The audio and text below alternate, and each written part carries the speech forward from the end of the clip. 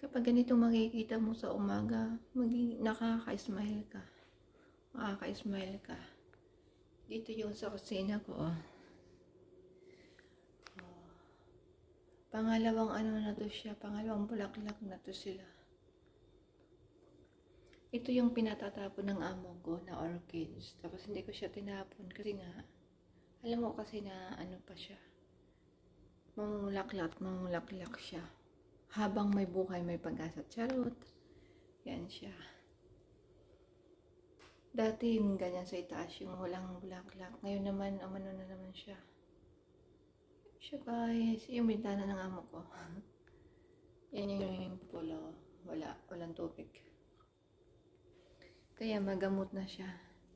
Gusto ko sana siyang ilipat, kaya lang wala akong malipatan eh. Wala akong ano, ito naman oh, malapit na siya,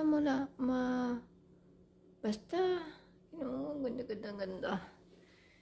Yan guys, thank you.